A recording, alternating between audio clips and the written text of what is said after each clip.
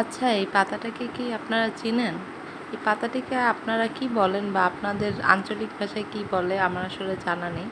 আমাদের এলাকায় তো বলে তেলাকুচুর পাতা।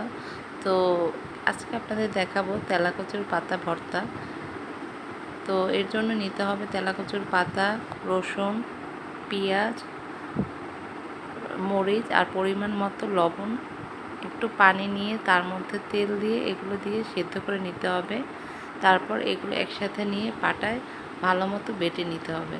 তো বেটে নেওয়া হয়ে গেলেই হয়ে যাবে তেলাকুচুর পাতা ভর্তা।